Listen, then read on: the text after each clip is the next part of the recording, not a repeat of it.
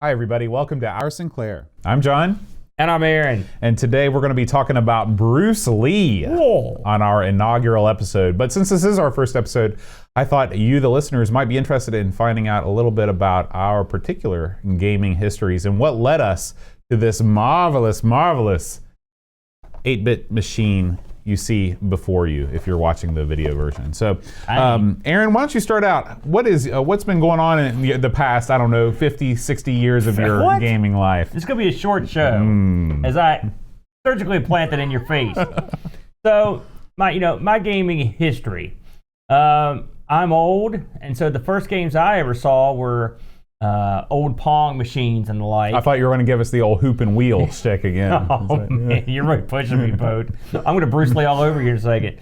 So, I remember the first games I saw in the arcade were Boot Hill, and we also Space Invaders. We worked our way up from there. So I've had pretty much all the minor consoles, all the major consoles over the years. My big computer was not the Specky back in the day. I had an Odyssey 2 console, which we thought was a computer, but we were wrong. It had a keyboard. It had a keyboard, but little else, and it was barely a keyboard. But we liked the O2. But I ended up having a TRS-80 Color Computer 2. Eventually I had a Color Computer 3, which is sort of like the Dragon 32 in the UK. I had that for years. I did school reports on it and the whole 9 yards. And eventually we ended up getting rid of that and moving on to a Tandy 1000, which was a PC. And then PC began. And I was introduced to the Amiga, in the late 80s and had an Amiga for a long time. But much like everyone else, the Spectrum was just a machine I heard about through its American counterpart, which was the Timex Sinclair, and which was renowned wide and far as a massive dud. And didn't do any business over here. I don't know anyone that had one. I've seen them on Super Duper Cutout at the store. They're begging you to take them back in the day, but no one was buying them. And so that was pretty much as close as we came to getting into a Spectrum until we were sent one. At least for me. What about you? What's your story? So I grew up with the Atari 8-bit line of computers, specifically the 1200 XL. That was the first computer that I got. I am much, much younger than you, and so by the time that my family acquired one, they were already almost out the door. Now, is the 1200 that you grew up with, that's the same one you've got sitting over there? It's the same one right next to you, to your left. Incredible. The only piece of electronic equipment I have that is from my actual youth. Yes. But I played that, lusted after a Nintendo, like many of my age. I got one of those, and from then on out, I was pretty much a console gamer. I had the Nintendo, the Super Nintendo, the N64, the GameCube, mostly a Nintendo gamer too, until the PlayStation 2. But when I went to college, I discovered the internet, the real internet, not just the AOL stuff. And I discovered a board called the Retro Gaming Roundtable. And there were all these people that were into old systems. And I was into old systems too. I just didn't think anybody else was. And I went to the newsstand soon after I graduated, and I just saw this magazine called Retro Gamer. And this is where the Spectrum enters my life because, Retro Gamer is a UK-based outfit. And they had all of these stories about all these computers I didn't know anything about. And the Spectrum was one of them. And the thing that attracted me to the Spectrum, this was probably 2003, 2004, was the color palette. It just looked so much different than any color palette on any old computer I'd ever seen. All the pastels, the really, really intense, bright colors. And of course, I never saw one, never used one, but I continued to read about it through Retro Gamer. And then when I went to grad school over in England at the University of Sheffield, and I was interviewing all these people for my dissertation. I had to write this book after as part of my graduation requirements. And I was talking to somebody about, computers they grew up with. And he's like, I've still got my Specky right here in the office. And I said, oh man, I've never seen one in person before. And he showed it to me, and I couldn't believe it. Because we didn't have anything with this kind of a footprint in the U.S. The closest thing I could think of were those there was a Tandy, but it was a portable computer with a little tiny screen like right here. It was about sort of the same size, but there was no computer like that. Yeah, None. in the States, we are of the mindset that bigger is better. And, whenever companies have the opportunity to make something small, they add a bunch of crap onto it to make it bigger. Or put some weights in there. Exactly. I love that bit. Exactly. And this thing is just so compact and so neat, and all the programming commands are on the keyboard. I was just like, and even the keyboard was colorful. It had all the cyan and stuff. And so it looks cool. Yeah, it looks cool. And from then on out, I was like, boy, one of these days, I'm going to get a Spectrum.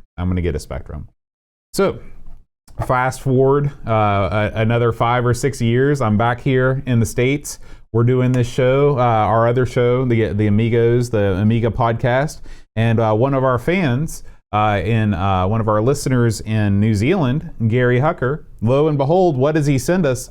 He heard about my want of a Sinclair, and he sends us one. So we had a Spectrum. It sat on the shelf for how long? Well, he did the AV mod, yeah. the composite mod. So we had that part of it done. But what we didn't have was an output source. We did not have a PAL monitor, and so I was looking. And the PVMs are real big these days. Are you familiar with those? Mm-hmm. Okay, these are little monitors that Sony made for like broadcast studios and things like that. Okay, yeah, I know each other. Yeah. And so they're very expensive, and they're very sought after among retro gaming fans that like to play games on CRTs. And I read that a bunch of them were PAL and NTSC compatible, and I thought, that sounds like something that they made here, so I wouldn't have to pay for shipping from the UK or from Europe.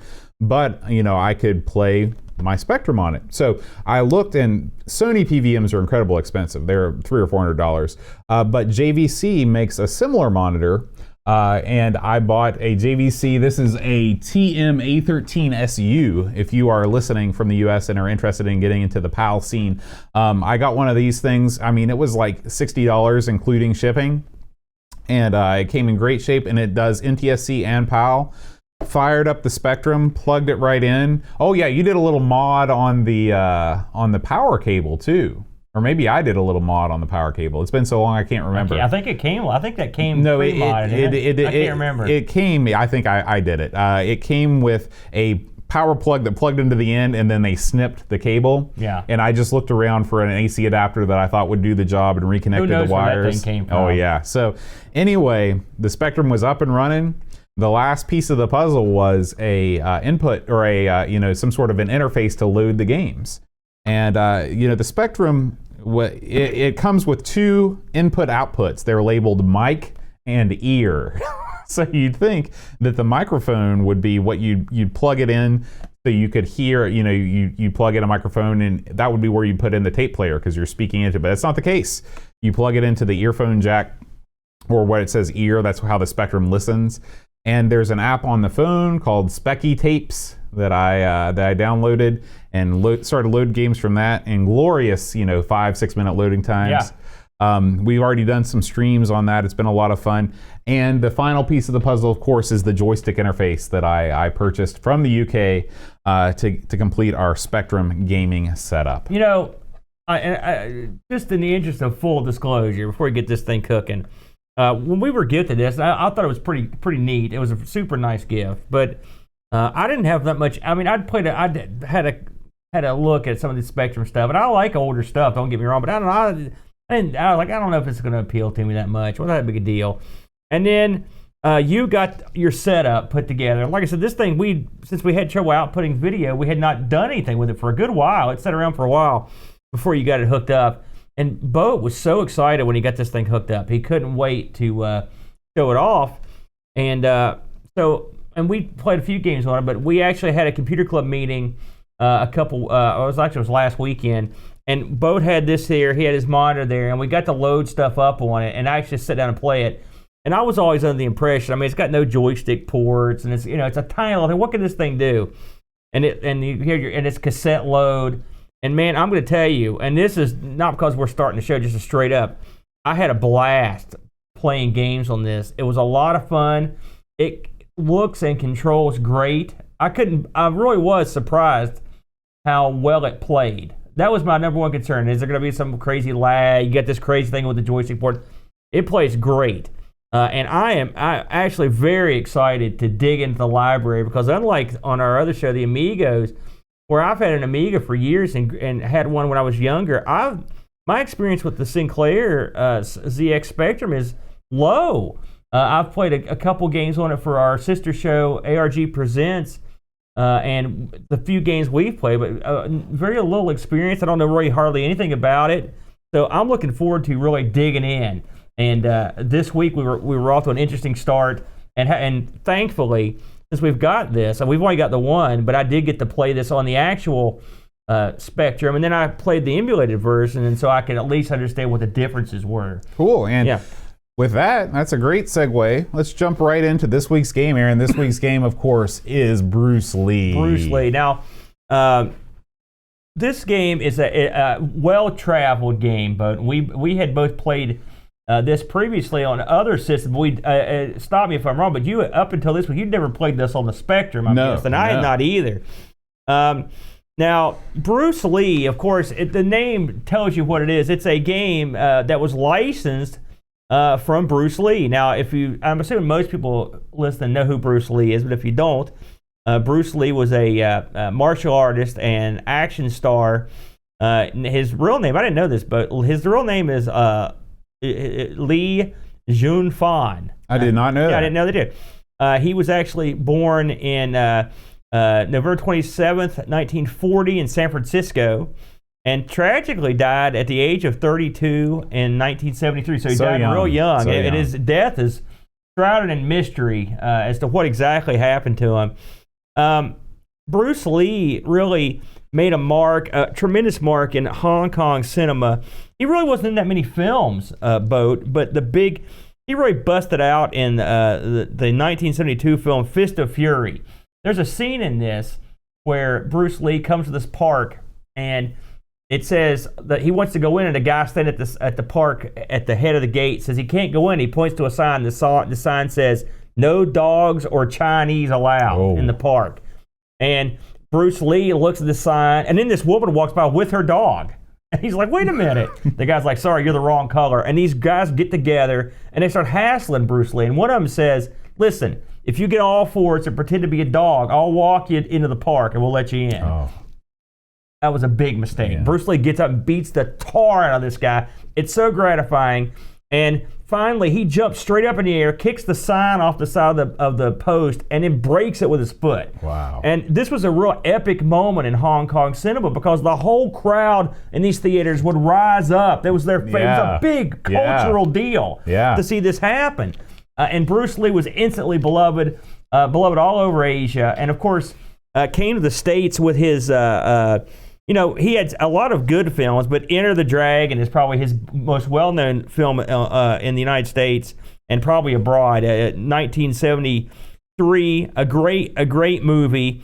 This was amazingly. This was a lot of people don't know this. This was released after he died, so he had died right. It was right. Is this one of the things where they had to recut things? No, he was there for the whole thing, and so it's natural that a guy that was this popular and famous worldwide, who was an action star, and we haven't even got into his martial arts contributions, which Jeet Kune Do, which I believe is Way of the Intercepting Fist, I believe is what it's called, and it was his philosophy on martial arts was to take out everything that doesn't work and use everything else. Mm-hmm.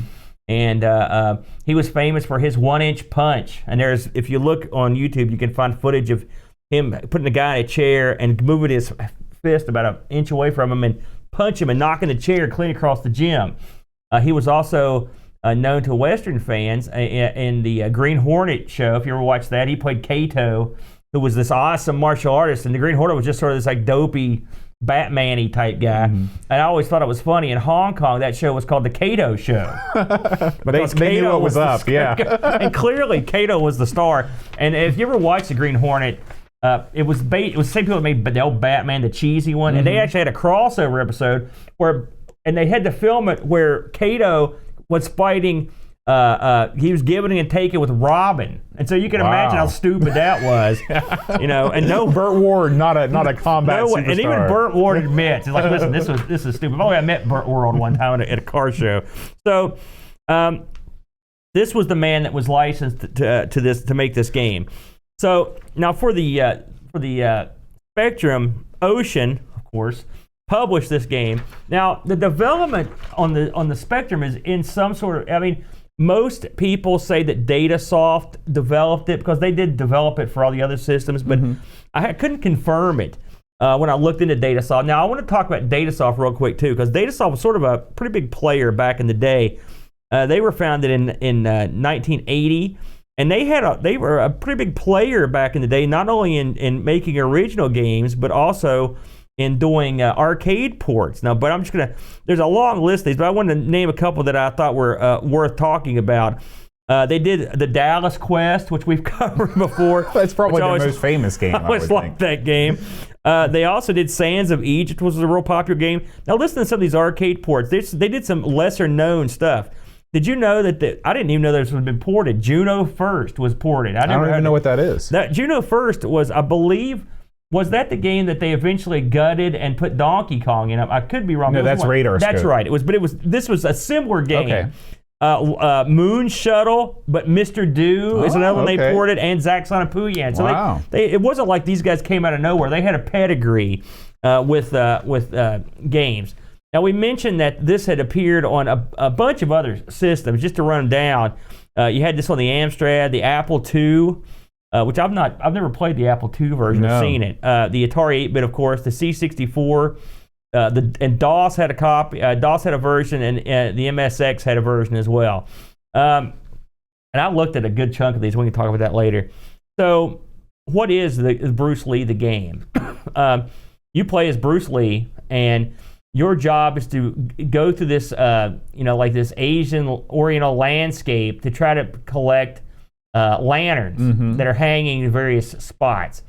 At first, you start above ground, and then as you collect these, passages will open up in different areas of the screen that you can go into, or like tunnels will open, secret holes in the ground, and you will have to not only defeat various obstacles that are forming your way, including like these explosions that come out of the ground. There's also little spikes everywhere, daggers, but you're also constantly hounded by the two adversaries to Bruce Lee, which are the Ninja and the Green Yamo, which is a evil sumo that's out to stop Bruce Lee from getting through the game. And as you go through the game, and collect these, you'll make your way. You're down, you're up, you're in and out of I assume is the sewer, and what a sewer, until you finally. I prefer to think of it as like an underground layer of some kind. yeah. And then until you finally end up fighting the end boss, which is this sort of fiery guy that you fight at the I was going to say, is the end boss ever named, as far as you know? It seems like I read his name. I have to look. I can't remember what the top of my head what his name was. The game's got I think it's got 20 screens that you go through. The premise of it's simple, but they're very clever with the level design here, Boat. Now, I can tell you, as we talk about this, having played all the different versions, not all, but most of them, this version is faithful, as far as I could tell, in every way to the other versions. I didn't see any difference gameplay wise or screen structure wise to any of the other ones. Did you notice anything? No. So as you go through this and these guys are pursuing you, one of the things I like is that the obstacles in the game also affect the bad guys, which is great. That's Friendly the way fire, it should be. I love it, yeah. The only difference is they'll come back. Now, doing research on this, I read that in a couple manuals it stated that the ninjas, instead of just being a ninja, there are a lot of ninjas. Oh, okay. Which makes sense. But there's only one Green Yamo out to kill you. The world couldn't handle two. What do you I know you've played this game quite a bit. What did you think of this game before you played it on the Spectrum, and then let me know what you think of the Spectrum version of the game? I was always impressed with this game as sort of an open world platformer where it scrolled in all directions, you could go anywhere, you could do anything. That was sort of a novel thing at the time, especially coming from a console background where I played so many side-scrolling platforming games where you could only move in one direction. So that always impressed me. I enjoyed the fact that this game was less about the combat and more about the collecting. I thought that it was cool, and I liked the way that the screens were laid out. They always seemed like the level designers really put a lot of thought into every one. The game isn't massively large, but it's just as big as it needs to be. Yeah. I agree with you. And one of the things I liked about this is exactly what you said. In this era, if you think of 1984 and the games that were available at home, any game that would let you go out and run around, and it seems so open, because at this point you're very used to single screen games. And so, I mean, and it sounds so lame, but it's so true that when you had something that sprawled out like this, it was a big deal. Yeah. You're like, look at all these places I can go. And one of the things this game did, and it was very clever, is they would use the same screens, but in multiple ways. For example, you may be on a screen where you go all the way to the bottom of the screen and there's an exit. And you may see stuff on the screen that you want, but you can't get to it. Well, you'll go to the next screen and collect some lanterns, and it'll open up a passage the next level up that will go back to the screen you were just on to allow you to have access to the stuff there. It sounds simple, but it's actually pretty complex design. I mean, they really put some thought in how it works, and you'll go back and forth through screens a bunch of times, but it doesn't feel old, because you've not been to that section of the screen. Right. And so you really didn't pay much attention to it the first time you were there. And maybe some of this had to do with just using the amount of available memory that was in the game. But for whatever reason they did it, it's really ingenious, like you said. Something else that would happen is occasionally you'll go into a screen and you'll complete a task, and you'll have to get off that screen, and everything will be reversed. And so it changes that dynamic. Mm-hmm. Sure, you're still on that same screen, but you're going out, and everything you're doing comes the other way. You've got to go out and do it, go the other way. Right. The obstacles are reversed. It's an awesome play mechanic. It's funny, we just looked at a Bruce Lee spiritual successor, Tiger Claw. And that is the one element that they sort of kept, was the level design, where they made it, you had to go through certain areas to get to certain other areas. Mm-hmm. But this thing did it better, I think. And I agree with Boat when it comes to the combat. You can do flying kicks and you can do punches, but it's almost, at least at the early levels, it's almost pointless. Most of the time, I'll just skip past the bad guys, or occasionally I'll whack them just so I can knock them into obstacles and kill them, mm-hmm. because what they do is basically hound you. But the good thing about them is they keep the action flowing. You can't linger for too long in one spot, because they'll come and hash you, and they can kill you if they beat you down enough. And so they're integral to the game. But in terms of fighting them, unlike Tiger Claw, which we looked at, they're not a big deal in this case. Now, all that said, having played I know you played the Atari version of this quite a bit. How do you think the Specky stood up with it? Boy, I think that I haven't played a lot of Spectrum games, but if this is any indication of the quality of the ports, we're in for a good time. Because, does this look as good as the C64 or the Atari 8-bit version? No. Does this look distinctive, and does this look unique? Absolutely. The color palette, while it's not, you're not working with as many colors, but everything really pops. Whether it's the sky, with the mountains outside, just that bright blue pastel is so cool. It's a shame that the green Yamo is not green. Yeah. That would be the one thing that I'd probably change.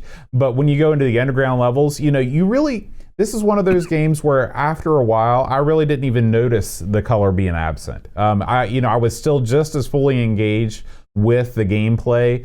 And, like I said, the water effects, the waterfalls, and all that stuff, the animation is still retained in all of it. Mm-hmm. And because this game, the levels are sort of designed with that tile-based set anyway on every version, you don't really notice a difference. So I was incredibly impressed with the Spectrum version of this game. Now, anyone that knows me or has listened to me in my various endeavors will know that I really am passionate about Bruce Lee, the game. I mean, it's one of my all-time favorite games. And so trust me when I tell you that if I don't like it, I will crush the bad perpetrator of a bad version.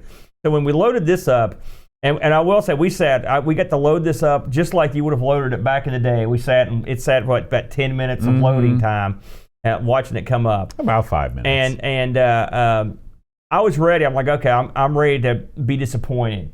And Bruce Lee comes up, and when you look at Bruce, he is devoid of color. He's black and white. He almost is hollow looking. What it reminded me of actually is like if you've played any of the fan-made Vectrex stuff, that's what he sort of looked like. Okay, that makes sense. And I saw Yama, I'm like, oh, he's white. This is no good. Well, guess what? With that small problem, this was awesome. And what really surprised me, like I said, was how well they translated the levels over and how well it controlled. Bruce Lee is a game that requires fairly pinpoint accuracy to get through some of the parts, and the controls and stuff worked great. I believe what was the joystick we had plugged into this thing, Bo? This is an Epix XJ500, which I know is called something different. The ergo stick thing. It worked. You can't go wrong with most of the Atari types of sticks, and I will say the interface stuff worked great. I had perfect control, and right out of the gate, I was doing great, which made me, when you do well at a game on another system that you've never played on, you know the port's solid. Right. They didn't skimp on anything. It all came over. It doesn't have the sound quality as, say, like the Atari, but I mean, it's got everything. There is not a darn thing wrong with this game, and if I had been an owner back in the day to pick this up, I'd have been pleased to punch. And there is something appealing about Bruce Lee in this palette, with the way he looks. You're right when you mentioned at the start of the show how there's an appeal. It's not CGA, which I grew up with, but it's sort of similar. It's like CGA plus 5. Well, or CGA something didn't like have that. any green, for example, and they don't have much else. This is it's a throwback that you can't help but sort of, it's endearing in a weird way. And it's also like most of the CGA games I played just didn't play well. Yeah, well, of course, this also had just better detail. This would be, and I will say, but this we're gonna get into it. I played. Just to go back and have a look, I went back and got the DOS version of this and installed it and played it, and also played the Atari version, and I also looked at the C64 and the Amstrad versions, a couple other ones. And really, the funny thing about this game is when they converted it, for the most part, it looks about the same on almost every machine I saw it on. But the PC version, the DOS version, is absolutely dreadful. So any comparison between the two would simply be on the color palette, and it's not as good, and it looks nowhere near as detailed or as sharp. Yeah. The thing that has always impressed me since day one, the first time that I ever saw a Spectrum game in action, is the speed. I mean, games run so fast. It's incredible. It shouldn't be incredible to me, but it is incredible that this machine, the game selection is so vast, the library is so vast, the games run so fast and so well, and it wasn't out here. It wasn't a thing. Yeah. It's crazy. It makes the speed, and it makes up for any sort of graphical shortcoming in a lot of ways. Right. Because, I mean, again, if you grew up like I did, playing like the clunky DOS stuff, not only was it ugly to look at, it also ran like garbage a lot of times. And so they were much better use of the graphics and the palette, in my opinion. And on top of everything else, control is king. And when you can stick in the old Atari joystick, that's half the battle. Now, I do want to mention this, and other people may say I'm insane. I'm very happy that we actually played this live on the actual Spectrum, because I don't have a Spectrum, so I'm going to play on boats. But I loved it. When I emulated this, and I used 2 different emulation setups. I used the Raspberry Pi, and I also used the PC. And they both played fine, but I didn't think they looked as nice. Now, I can't back that up with anything, because a lot of, we've had this conversation. I'm not the kind of person that says, like, you've got to use real hardware, emulation is no good. I never do that, actually. So you can imagine my surprise when I thought there was a pretty significant difference in the way this, and it, like I said, I tried a couple different emulators to see if it was just me. It looked, maybe it was your monitor, I don't know what it was, but I liked playing it on the Spectrum, the actual Spectrum, a lot more than I did emulating. I don't know what that means. Probably means I've got to get me a Spectrum. Well, I was going to say, there is always a charm for me when I play any kind of classic computer. I like playing on a CRT. I just think it looks better. It is wacky, too, the setup you've got to do the joystick through the expansion slot. It looks as ghetto as it gets. It almost kind of reminds me of the 520 on the Amiga, the way it pokes in through the system. It's funny. It's very precarious. This one in particular is called the Power Play joystick interface. And but yeah, I mean, you put it in the expansion port, and then you plug your Atari stick in there, and you're good to go. That was sent to us, I think. It was sent to us from Etsy. I bought it on Etsy. So you actually bought that from someone that made that themselves? Or no. Etsy, I guess, is for everything now. So that's an original joystick port? Yeah. So this, and it wasn't very expensive. I think I paid $15 ship to get it here from the UK. That's a good deal. Reasonable. That's a good deal. So I guess the bottom line, though, I loved it. It's got everything that the other versions do, including instead of having lives or whatever, it's got falls. Mm-hmm. You know, you start with 4. Now I didn't play any multiplayer stuff. And then the Atari version, when you have 2 people, one of them plays as Yamo. Right. I think it works the same way in this game. I think it's the same way, but I didn't have another person to play it with, so I didn't get to do that. The guy at the end is a fire wizard, by the way. I found out. So I actually looked up. Believe it or not, I looked this up on eBay. And sure enough, there were people selling it. It's funny when you look at these tapes, because the tapes are usually really cheap, and I often wonder if they work in any way. Mm-hmm. You know, but I found people selling, not in this country, but over in the UK, between $5 and $17 all day long. So easily accessible. Yeah.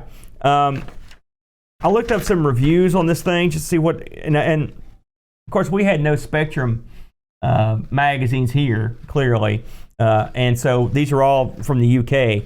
CVG gave this 35 out of 40. Crash gave it a 91%. Sinclair User gave it 4 out of 5 stars. Sinclair Programs gave it a 75%, and ZX Computing gave it 4 out of 5 stars. Pretty good reviews. Yeah. Oh, yeah. It got really good reviews. And I want to add, before we fold this one up, that on September 9th, I couldn't believe this popped up. September 9th, 2018, a speed run of this game was done on the Spectrum via YouTube. You can go watch this. They completed the game in a world record time of 5 minutes 42 seconds. Oh my gosh! So I haven't got to watch that yet. I just saw that as we were going to press, but I've got to check that out. Well, that sounds awesome. You know, speaking of full playthroughs, I want to thank the one and only Chris Folds for filming this playthrough that we're using. If you're watching the video version of the podcast, he runs through this like a hot knife through butter. You can tell he's been through it a time or two. Yeah. I was real impressed, actually. I was watching that. And did you, when you were playing it this way, did you beat the Spectrum version? No. I did. Did you? I absolutely did. It took me, 7 or 8 tries before and I didn't even cheat, which is unusual for me. So it's the unusual moment where I beat a game that we're covering. I was like, yes, why didn't I tape Feeling of power, yeah. I did. And by the way, the screen we're watching right now, this is the hardest screen for me right here. It was really tough. And if you love Bruce Lee and you want more of it, guess what? This is as timely as today's headlines. I just found out today that there is a new sequel to Bruce Lee in the same style of this game. I can't wait. This is called Bruce Lee Return to Fury. Unfortunately, it's only available on the C64 thus far, but who knows? Maybe a Spectrum port is incoming. They've got to port this. I love to see this on the Spectrum and on the Amiga. I've looked at some videos and some screenshots of this thing. Man, this is just like it's just more Bruce Lee. It's everything you loved about it. And so. Check it out. I can't wait. I'm so excited about that. So, Aaron, what do you think is why do you think Bruce Lee, out of all the people that have come out of, Hong Kong Kung Fu, Chop Suey cinema, what is it about him that is enduring? I think part of it was the fandom he had in Hong Kong itself, in that area. He was a very confident man, and so when he came to America to make a movie over here, he knew what he was doing. And he's also, he was worldly. He was from San Francisco. He was in China. He went all over. It's funny that when he passed away, there were many successors to his throne, and often there were guys like Bruce Lee, spelled L-E. There was Bruce Lee. There was, I swear to you, as God is my witness, there was a guy named Bruce Wee. But one of these guys was another.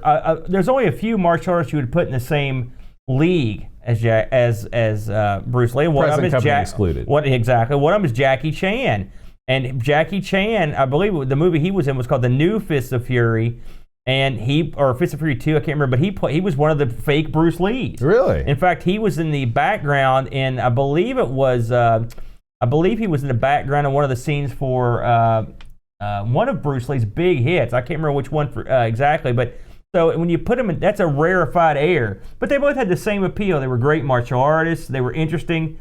And they'd been around to different parts of the world. So I think that's a big chunk of it. Plus, you've got to remember that Bruce Lee came around at the right time when that martial arts craze was starting to sweep into the United States. Yeah, speaking of which, did he have any influence on you as far as when you decided to begin your martial arts studies? Yes, absolutely. I loved Bruce Lee. As soon as I knew what martial arts were, I used to watch the Green Hornet and the Batman show. And so anytime Kato was on the screen, I was always fired up. I didn't know who he was. And as I got older, I mean, Bruce Lee had some interesting philosophies. If you look on YouTube at some of the stuff, he has some video interviews and stuff. He's got an interview where he talks about being like water, and his philosophies on martial arts and life were, I always found him a very remarkable fellow. And it's a shame that the tragedy that befell him also befell his son, Brandon, who was also tragically killed at the peak of his popularity when he was making The Crow, in an unfortunate movie accident that's pretty famous.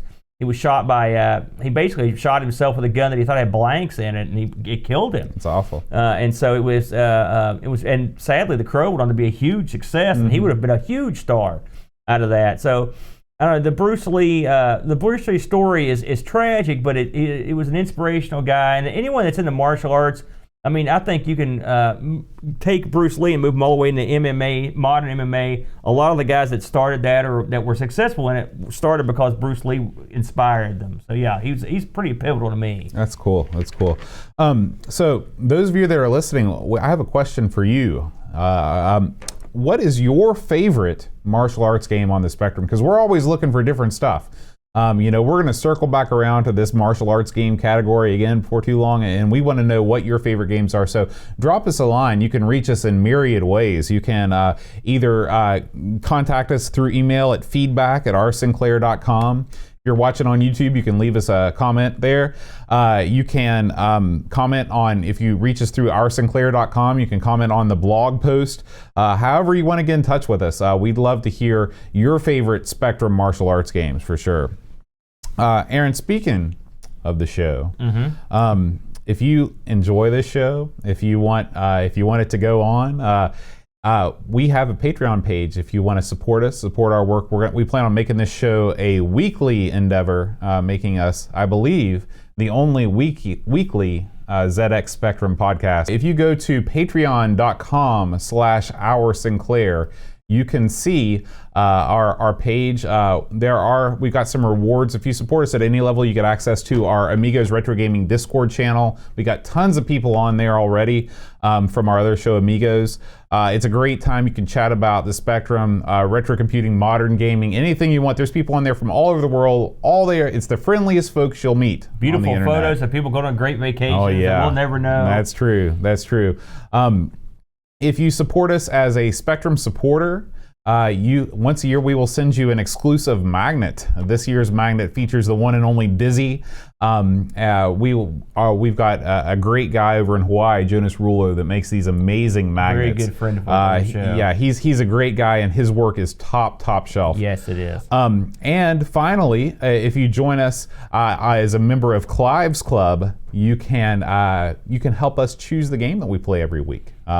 We're lucky enough that we already have 4 members of Clive's Club: Chris Folds, Paul Harrington, Pixels at Dawn, and Christopher Hassel. Thank you guys for jumping on board even before episode 1. What if we just gotten on here and it just been static, or just us like making underarm fart noises for an hour? Right. They would still. That's your club right there. Exactly. And if you really want to go off the deep end and become a serious Spectrum superstar, once a year, Aaron and I will send you a box chock full of games, both strange and unusual, from our massive personal collections. We both have quite the collection of retro gaming accoutrement, being both pinball machine and arcade machine owners, plus owners of many consoles and games. So those are all the levels. Of course, if you just want to listen, that's fine too. We appreciate you just spreading the word, letting people know that this show exists. That's a huge help to us. We really appreciate you listening. We do record the show live every Friday night. Probably will start around 6:30, 6:45 Eastern time. That is late for you guys in Europe. We apologize for that, but that's just when we can record. But you can always catch us after the fact. We do record live on YouTube with the chat. We got tons of people in the chat right now. I want to thank Pixel Vixen, UK Retro Gamer, Edvin Helen, 10-Minute Amiga Retrocast, Amiga Bong, Jason Warrens, Gary Hucker, Pixel Vixen, I think I already said that, Henrik Packbilly. Slow Norris is here for the first time joining us on a live stream. So thank you guys so much for staying up late with us, those of you in Europe. You can subscribe to the podcast in all the usual places, iTunes, Stitcher, Google Play Podcasts. We're on Spotify. You can listen to us however you want. Real Player. All right, Winamp. Man, I love Winamp. We're on vinyl. We've got an 8-track coming out. That's the next level up in the Patreon support. Strategically grooved stone, everything. Cylinders. And we'll be back again next week. We're going to play a new game. We're going to play, this is, Aaron, you're going to love this game. All right. Chaos, the Battle of Wizards. Yeah, that's my kind of game. It's got a cool title. Yeah. The good thing, the crazy thing about this is, I have no idea about any of these games. This could either be some sort of D&D game, or maybe it's like a wizard broomstick flying simulator. No clue. I'm looking forward to it, though. Yeah. Well, we'll be back again next week. And until then, rewind tape and press play.